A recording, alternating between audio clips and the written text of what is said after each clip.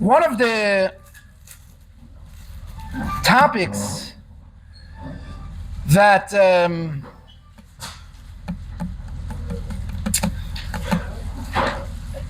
again, forgive me if I won't say the story accurately, but the main neshama of the story is true.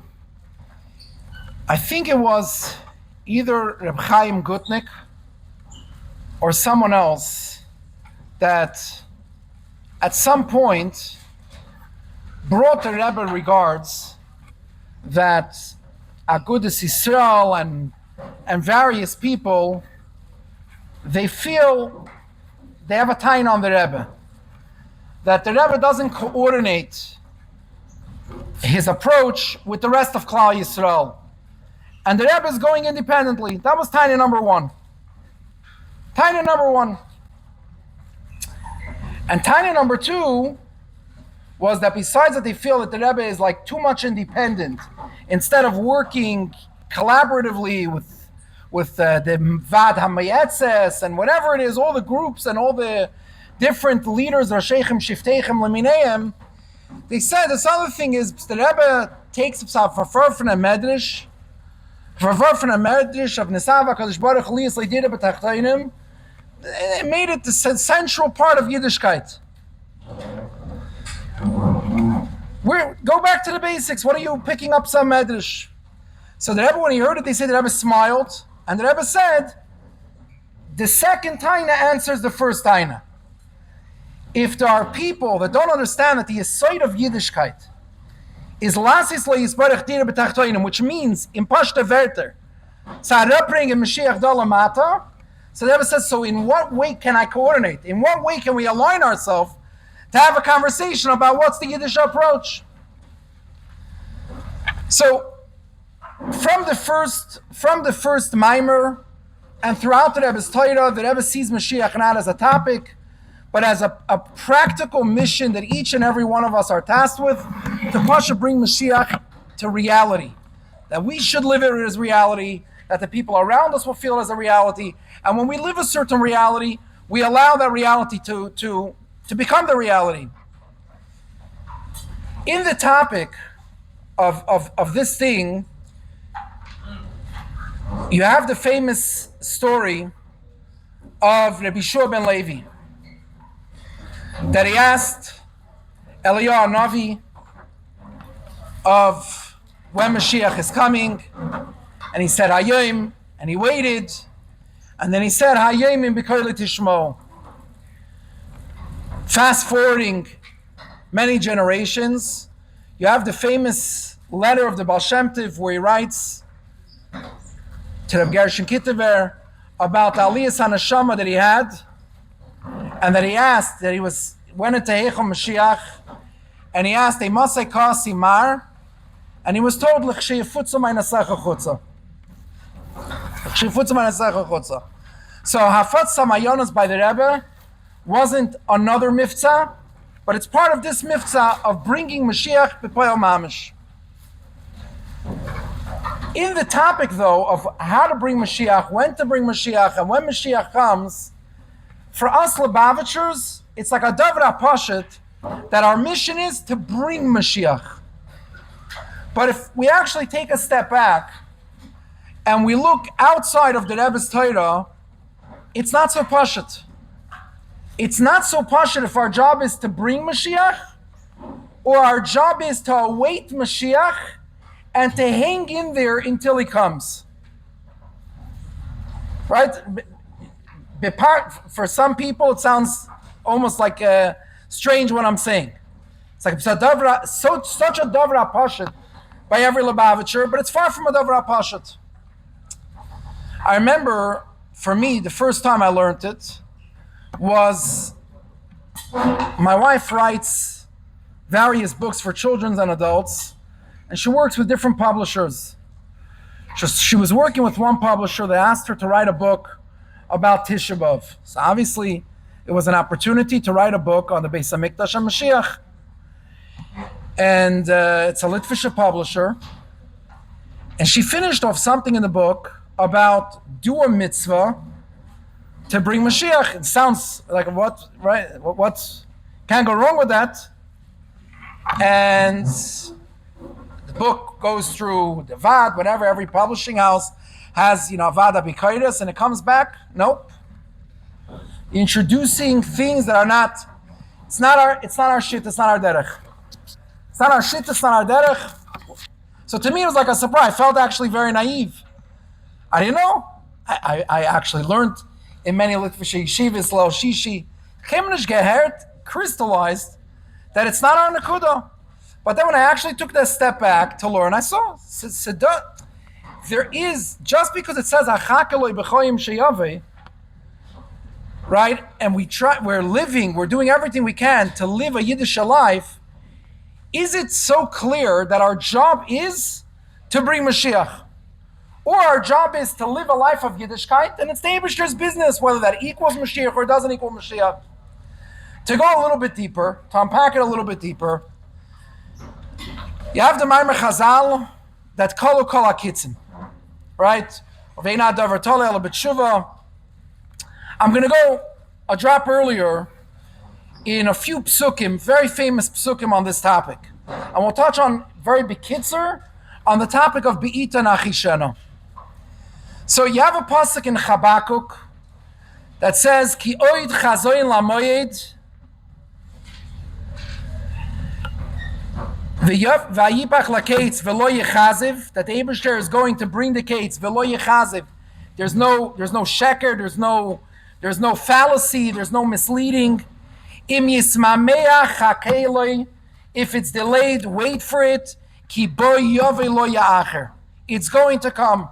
So the pasuk is actually written in a very reassuring tone, understanding that a Yid being told so many years that Mashiach is coming, and Mashiach is coming, and Mashiach is coming, naturally sometimes wonders, am I being misled? Are we buying into a narrative that so many other people spent their entire life waiting for, but it never materialized? So the pasuk says, V'lo yechaziv, im yismameach hakeloi, ki bo yavi lo ya'acher. It's not going to be late. It's very late. So what this pasuk is Bepashtus talking about is explained with another pasuk. That a Mashiach's coming, there's a pasuk in Yeshayahu, it's part of a famous haftarah, and the Eibishter finishes, the Navi finishes off, Ani Hashem be'ita achishena. I am the Eibishter, I will bring it in its time and its hastened way. The Chazal right away ask, so before we go to the ask, let's just tie the two psukim together. So the pasuk in Yeshayahu teaches us that there is a time, a destined time, when Mashiach is supposed to come. And on that pasuk, on that time, the pasuk in Habakkuk tells us, wait for it, ki bo yavai v'lo yismamea.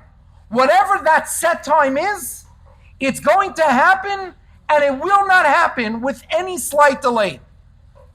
So the time may be much later than we anticipated, but whatever that time is, it's exactly the moment when Mashiach is going to come. But before we go just on that, let's try to understand this pasuk in Yeshayahu. Ani Hashem be'ita achishena. So the Chazal ask, what does it mean if it's be'ita? Then it's not achishena. In other words, achishena usually means rushed. Lahavdil, you have regular delivery and you have overnight, right? Or you have less than regular, case in the post office, if you want to save money, you're shipping someone a book. They have like a snail mail where it's taken very slow whenever there's time.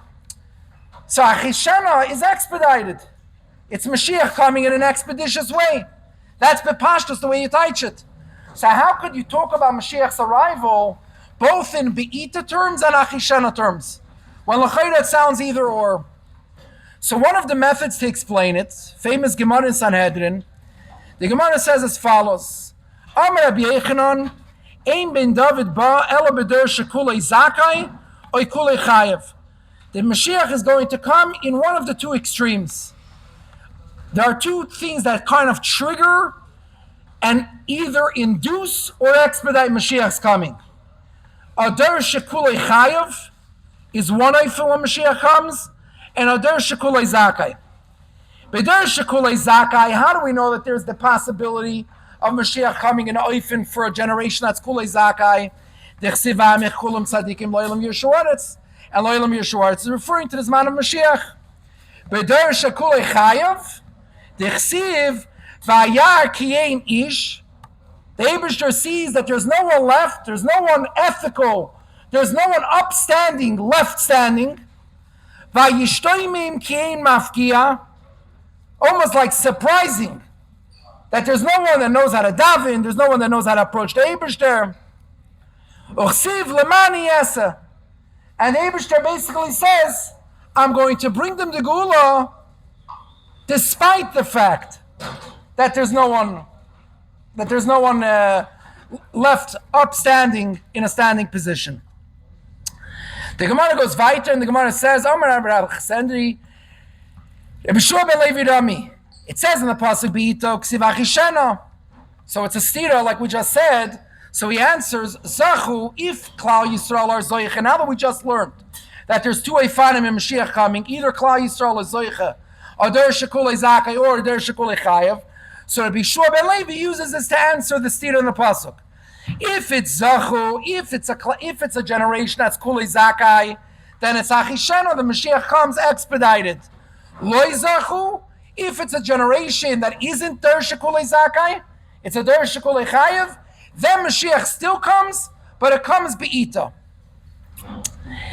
Rabbi Shua ben Levi goes weiter to explain another stira connected to this topic, and this really opens up a window to explain many things on this foundation. Rabbi Shua ben Levi raised another pasuk that talks about the stira, whether the Melech HaMashiach, in other words, are we going to go towards Gula? Va'aru imanani shmaya? Are we going to go in a miraculous way? Or is it going to be ani v'reichev alachamer? In a very tevedike way, in a very mundane way. So again, the Gemara connects it, that it's connected to this thing. If it's a der shekulei zakai, in other words, once we have a yisoid, that there are two ways of hiskalus of Mashiach, and two ways that the Geula is ushered in. Either to a der shekulei zakai, or to a der shekulei chayev. So it explains the stira of Be'ita Nachishena, and it also now explains the stira of Anani Shmaya or Ani V'reicha V'alachamer. If it's Zachu, if Klal Yisrael is Zoicha, then it's going to be Gila Likus, and it's going to be miraculous, and it's going to be Anani Shmaya. And if it's Loi Zachu, then it's going to be Ani V'reicha V'alachamer, or to translate it into modern American terms of our days, we'll go to Eretz Yisrael, like many other people went to Eretz Yisrael. Packed your suitcases, went on a plane, and settled. And at some point, that will turn into a more Geula Dike way. So in other words, Ani V'reicha V'alachamer means that Geula comes in a very Tevedike way. Not miraculous. I'll go by another thing. Before I mentioned like certain Dvarim Achip Shutim, they're pashat by Lubavitchers, but it's worthwhile to know that not everyone sees it this way. Not because we have to go to the other side, but just realize sometimes what we have is unique. So before we mention the idea that we have an achrayis to bring Mashiach, and we're going to translate that a little bit more with how this translates into Achishana and how it's connected to the Sugya. But there's another Nakuda also. For anyone that visited Eretz Yisrael, which I'm sure many of you, and Ein Kan Mekoimai, but I'll just throw the words, especially that I spoke about going to Eretz Yisrael with a plane, that going to Eretz Yisrael and going to Israel is not the same thing. And it's Kevei Bracha La'atzmai, what that means. In other words, the state of Israel is not part of Aschalta Tegula, and etc., etc. So make no mistake in the way it was translated. But going back to a person that went to Eretz Yisrael, so you see that there's a big kach by certain Yidden in Inyani Gula Mashiach, but a certain kav. There's a Machin HaMikdash that has quite a significant following. Again, I don't know the exact numbers, but definitely thousands of people, and maybe even tens of thousands, that believe very strong that it's our job to build the Beis Hamikdash. So in other words, in Hebrew we call this, and I mean this respectfully, in other words, even we could disagree with other people, doesn't mean they're wrong, but it just means they have entirely opposite. In Israel, in Hebrew, they call it hafuch al hafuch. When it comes to bringing the Geula Mashiach, they feel like, no, we don't have a chrayis, we have a chrayis to live as Yidden. A Lubavitcher feels he has a chrayis to bring the Geula. When it comes to building the Beis Hamikdash, it goes the opposite way. None of us ever participated in a fundraising to start collecting the silver, the gold, the tools, lobbying the efforts and getting behind Ben Gvir that we should get permission to go on the Harabayis and build the Beis Hamikdash. You haven't heard it. And if someone would come and try to lobby for it, most Lubavitchers would intuitively find it strange. But the emes is it's not so strange. In other words, it's strange to us, and in a minute, I'll try to give a little bit of clarity why. It's all connected to this sugya of the zachu and loy zachu and the beita nachishana. There are many people that really believe, that look at things from a very pashta lens. It's not that a baskel came out and miraculously one day the Beis Hamikdash disappeared. It jumped up, it went up on clouds and disappeared. If that's the way it happened, then it would be more natural for everyone to understand that if you want the Beis Hamikdash back, daven. But that's not what happened. The Beis Hamikdash was destroyed by Bnei Adam, Basar Adams. Grabchiks came in, destroyed it, burnt it. So because some guy decided to destroy it, if we have the opportunity to rebuild it, we shouldn't rebuild it? Who built the second Beis Hamikdash? It was activated by Ezra. Why shouldn't we? In other words, take a step back for a minute. Why shouldn't we build a third Beis Hamikdash? So Kimuvin, there are Midrashim that say that the Eibishter told the Yid, by the way, historically there was a time where there was an effort by Gedolim to build a Beis Hamikdash. Didn't work out. So there is a medrash that says that a baskel came out and said, you built it once, you built it twice, don't build it again until I tell you. You have the famous word from Shabbos Chazain of a child that ripped his suit, also brings out this nakuda of we built it once, we built it twice, Kinir, we weren't ready, this time we have to wait for the Eibishter to give us the green light. But these are inyanim of medrash. They're not impshutei shel mikra. Impshutei shel mikra, you didn't have an achrayis to build a Beis Hamikdash. So yes, for almost 2,000 years it wasn't possible. It wasn't even fathomable.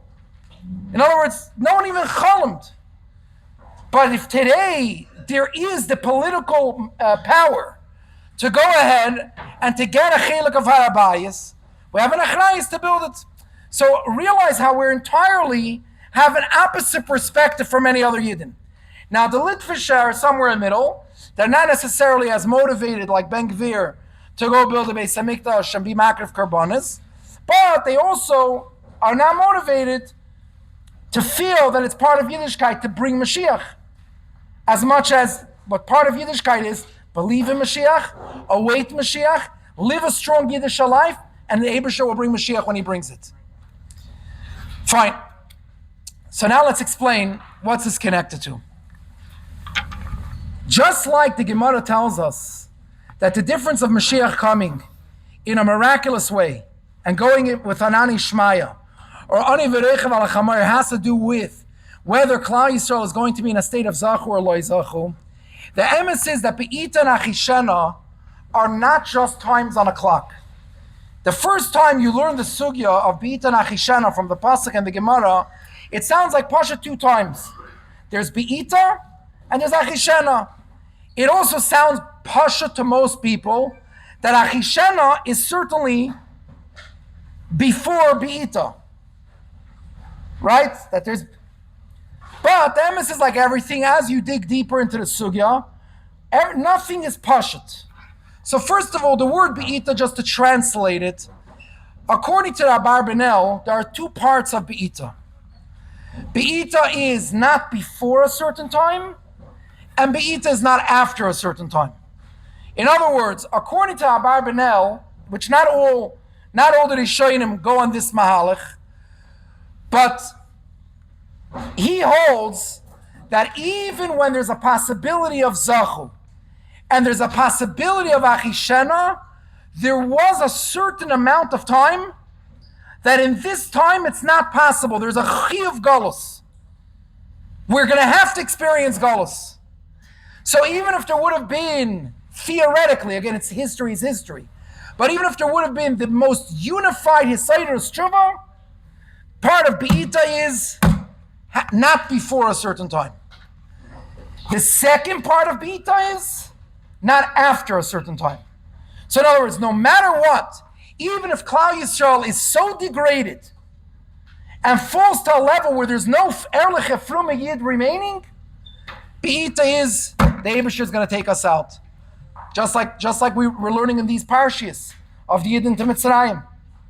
Much of the state of Yiddishkeit is a lot worse with anything that anyone has to say about our generation. Any criticism, L'chayra and Pshuti Shal Mikra, this generation is Bein Areich to the Dor that was in Mitzrayim. L'mal Yusa. L'mal Yusa. But the Nekuda is that Be'ita is, no matter what, even if Klal Yisrael is degraded, it is totally falls apart, it's going to happen. What's Achishena according to Rabbi Mendel? This middle state. But on a deeper level, Be'ita and Achishena is really two states. It's nothing to do with the time. Achishena means the way Geula comes is Gila Elikus. Be'ita means the Geula is a Geula Gashmis. And only later is there a Geula Ruchnis. So what's Geula on a Gashmistic level and what is Geula on a Ruchnistic level? Geula on a Gashmistic level is that Kol Zman Yidden are in Golus. We do not have a proper, there's no Yad Yisrael Tkifa. There's no Yidden have an autonomy to live a life like a Yid, to make the decisions like a Yid. We're always subordinate. During Golus, we have a shlita of the Umas on us. That's bepashtus what Golus is. Oil HaGolus is Oil HaGoyim. We're subordinates.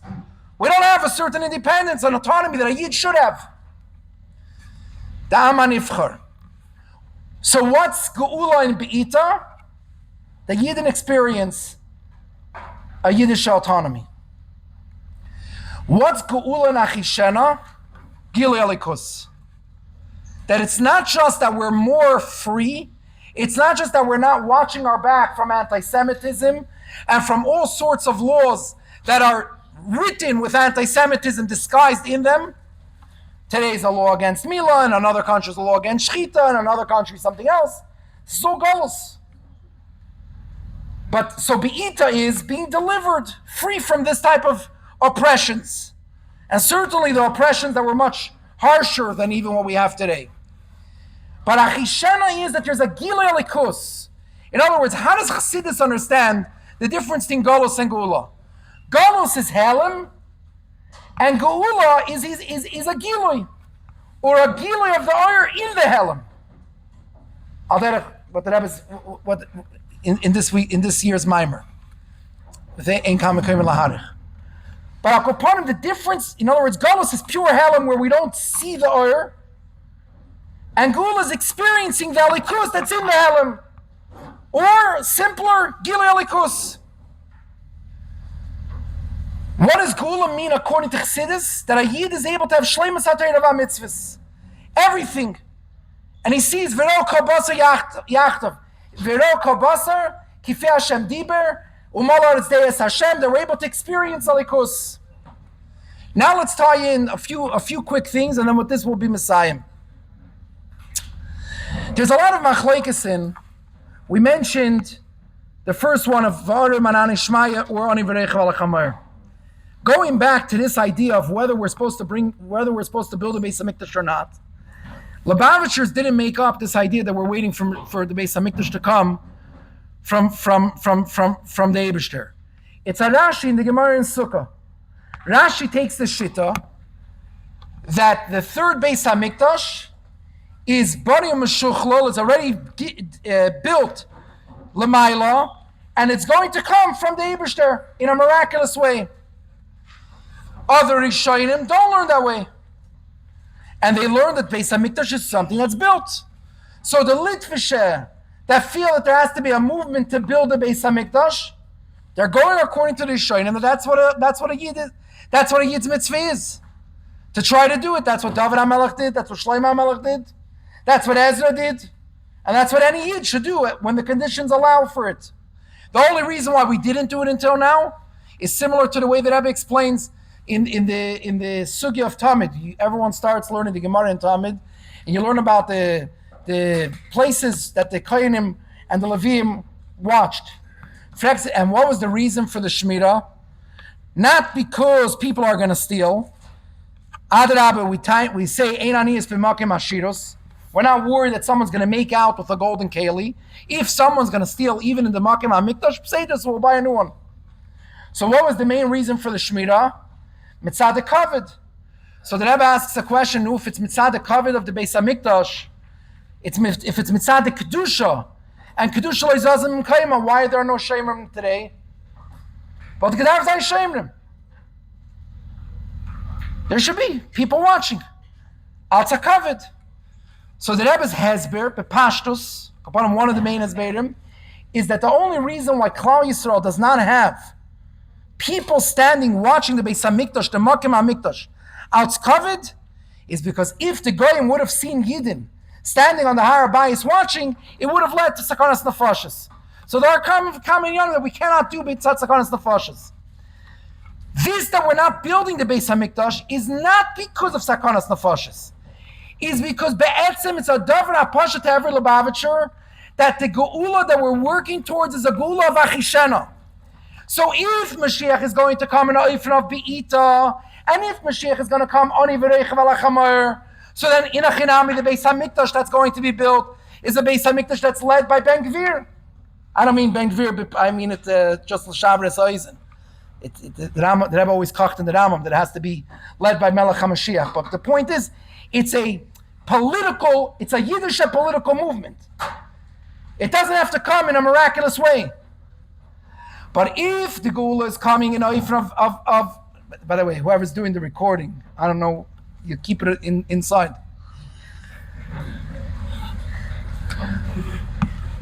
I want to walk on the street and watch my back. But if the Geula is coming in Oifren of Achishena, so it's a davar pashut like Rashi and Sukkah, that the Beis HaMikdash comes min hashamayim. It's a davar pashut that what's our achrayus? Our achrayus is to live Mashiach, to bring Gilei Elikos, Yafutza Ma'anesecha Chutza, and that will bring the Va'aru Manani Shmaya, and that will bring the Beis HaMikdash that comes min hashamayim. Going weiter to connect it to a few other things, you have the famous Nekuda whether Mashiach is going to come, Machlekes Mashiach is going to come in Tishrei or Nisan. So again, a lot of but then achakaloi b'choyim sheyavei. So some Rishonim learn again in every sugya you have more than one way. So I don't want to be kevea masmaris that this is the only way to connect it to this machlekes. But some Rishonim learn that haguf is tali in this machlekes.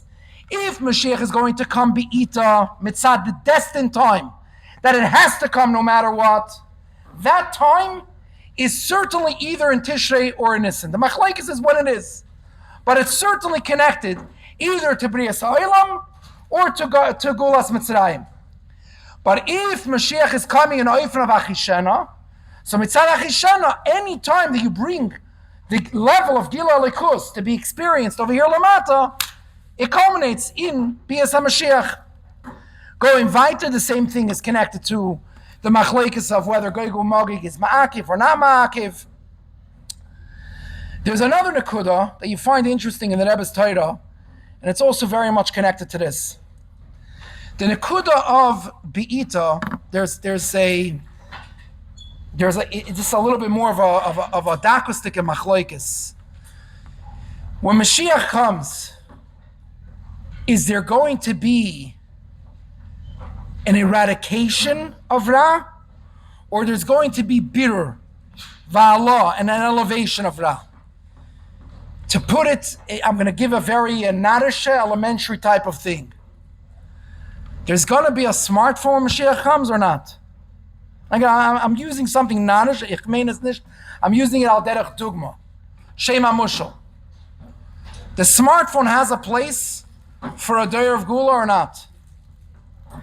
So, if we're talking about biur hara, al derech like biur chametz, not that this is bad, but certain inyanim would have to be entirely eradicated. Certain components, certain parts of it would be entirely eradicated. And like I said, I'm only bringing this out as a dugma. I'm talking in the klolistic and the kuda. Yetzahara and all other things. If Mashiach is coming in a oifen of achishena, then the point is birur hara. There's a halah. There's a repurposing. You have in certain Rishonim a tremendous emphasis. Never do a mitzvah with a goy. Why? And they base it, it's even, I'm saying you have it to a degree in halacha, but the nuance of the sugya is beyond the shir of today. It really deserves a shir for itself. It's part of a famous question, are you allowed to take tzedakah from a goy? So, Daniel was punished because he gave the eitzah of a chatach b'tzitka fruk. He told the melech that was looking for a way to redeem himself, v'chatach b'tzitka fruk. So what's almost like astonishing is that on one hand you look in halacha and you find that Daniel was punished for giving that eitzah, and we say v'chesed lum chatas, don't give a goy. And yet, what was the Rebbe's hayra? To one of the last things when CNN came to ask the Rebbe, what's his message for the world? Acts of goodness and kindness. What's going on here? Message to the world, acts of goodness. Yidden should do goodness and kindness. The Goyim, you know the old slang, Zelle, whatever. Hey, Yidden, all these other inyanim for the recording. It's revolutionary. The Rebbe is worried about that a goy should give tzedakah. That a goy should train himself acts of goodness and kindness. And bekitzer, again, it deserves a much longer conversation to really understand it. It's very much connected to this nekuda of bi'ita and achishena. Bi'ita means we never succeeded to elevate the Ra, so there's only one choice to do biur chametz. Achishena means Gilui Alikus. What is the purpose of Gilui Alikus? Achdus Hashem, that the Eibishter is Bashamay Mimal, Valoretz Mitachas, to be Megalad Alikus, Shebesoy Chol Davar, including in the Goy. To be Megalad the Nitzotz Aliki that exists inside a Goy. So if Goyim are to be part of the Geula, and if our job is Birur Va'ala, so obviously the Rebbe, the Nasi Ador, of Deir HaShvi, bringing Mashiach down in Lamata, was worried. Goyim should do Shev Mitzvah Noach. The opposite of looking to starve them out of Schuyas. The opposite. They should do Shev Mitzvah Noach.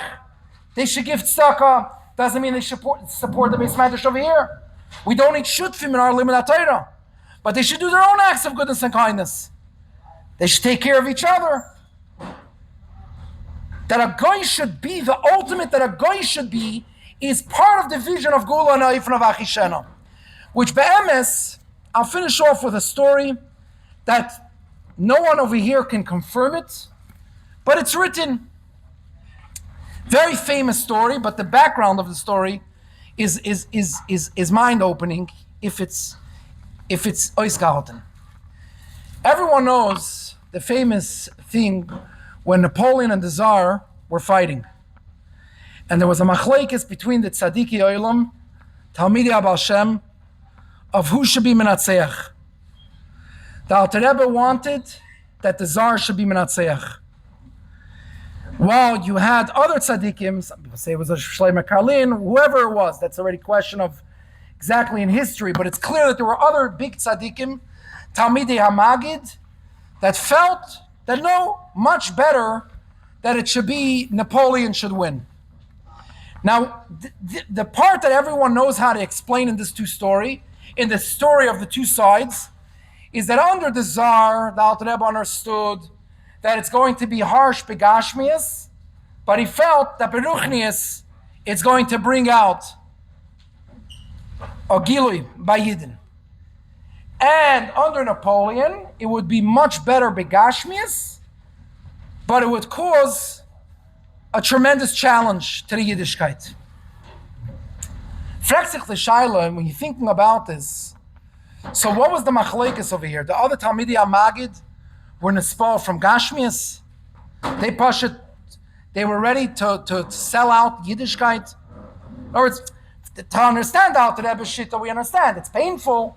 The history, we paid a very heavy price. A tremendous amount of suffering under the Tsar.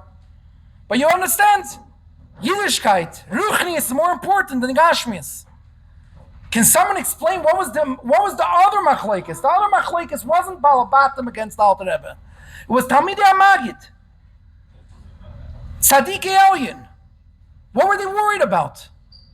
They wanted Yidden to have better flesh, even if it means a disintegration of Ruchnias. So the way it's explained in certain Polish Svarim, that the Yesod of the Karliner and the other tzaddikim, they felt that they gave up that Klal Yisrael is ever going to be zoicha to va'amech kolum tzaddikim. In other words, they saw how much isnagdus there was to the derech HaBaal Shem. They understood that the Baal Shem came to bring Yefutzah Menasecha Chutza, to bring Gilui Elikus. But after they saw the level of isnagdus and how little leeway Chassidus made in those days, they felt it's only going to go downhill. They foresaw the Haskalah movement, they foresaw all the challenges, and they said it's better let it go under Napoleon. And it may be temporarily a tremendous dip, but at least we'll have a Der Shekuli Chayev. And if a Der Shekuli Chayev, that also induces the Gula. The Alter Rebbe was absolutely committed that Moshiach is going to come in one way and one way only. It's going to come to Ader Shekulei Zakai. It's going to come in Oifna of Achishena. It's not going to come just with physical autonomy. We're not going to go to Eretz Yisrael on planes. It's going to be a Gilui of Elikus. It could be that to bring that Gilui, Yidden would have to suffer. And Yidden would have to be Megala the Koyach HaMesiris Nefesh, like we saw what happened to the Chassidim in Russia. What type of levels of Yiddishkeit had to be borne out because of everything they endured. But the matana behind everything of all Nesiach Chabad is that Lepoya, once Mashiach comes, it's going to be an Oifn of Achishena. It's going to be an Oifn of Gilui Elikus. Yefutzah Menasecha Chutza. And that's why Bepoyel, the Alter Rebbe took that kav. Now, as we get closer to the Gula, the Rebbe has an expression that we're going to have Be'ita and Achishena, not as two opposite Hechitimtzas, either or, one or the other, but Be'ita Achishena, each one has a shleimus, each one has a maila, and Bepoyel, after we're in Golos for this long, and Kolu Kol HaKitzim, when Mashiach comes, which is our avodah to bring, we're going to have Sai the mile of Be'ita, Sai the mile of Achishena, which you taka see that as we get closer, you have the famous Sicha of Parshas Truma. Suddenly the Rebbe is not worried that Klal Yisrael should have Ashirus. Years earlier, the Rebbe was still screaming against it. Later, the Rebbe encouraged. The Rebbe saw a vehicle that we could have all the Gashmias, all the Inyanim of Napoleon, but not just it's not going to bring us down, it's all going to add all into the Achishana, into the Gilui Elikus. This is just Rashi Prakim. Each one of these lines we could unpack Barichos, but Akapanim, I hope that somewhere it opened up the perspective of what is the Matara of Deir Shvi, what is the Matara of Nesiach Chabad, and going back to the story of Rabbi Yisrael Friedman, after everything, it is Kedai to think for a moment, what are you going to do tomorrow if Mashiach comes? Gonna sit and learn Chassidus. So learn Chassidus tomorrow.